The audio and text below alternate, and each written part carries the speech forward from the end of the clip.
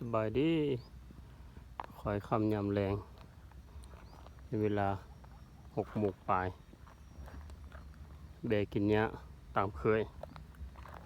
กับบริทายให้14ได้เบิ่งลายละช่วงนี้ก็มีเบน้อยหลายเนี่ยกัดเบกินเนี้ยกำลังกลับคอก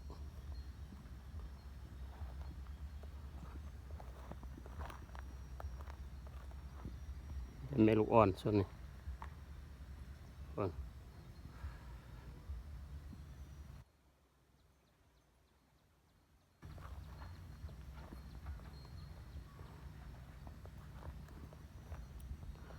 งานออนไลน์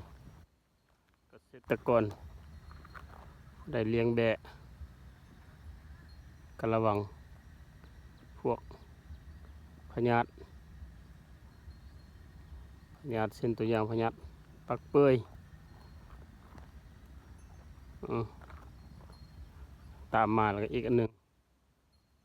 ช่วงเขาฝนนี่ทองเบง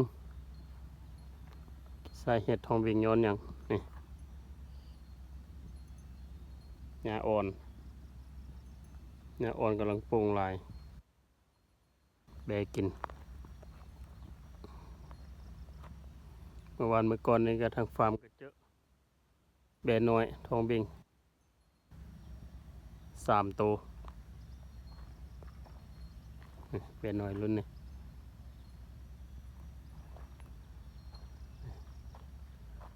รุ่นน้อยนี่กำลังกินหญ้าเก่งทองเบงหญ้าอ่อนสาเหตุกินหญ้าอ่อนหลาย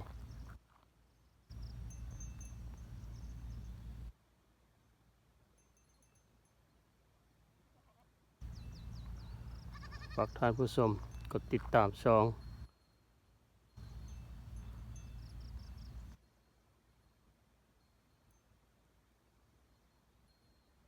ฟาร์มแบะชนบท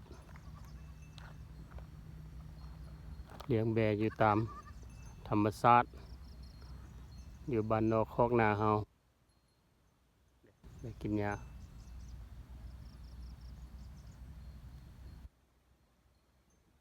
สลายก็กินหญ้าหยุบ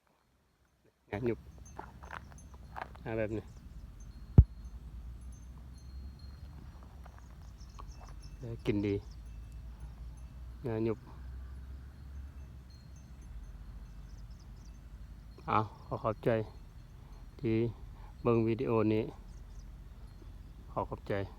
ทุกท่าน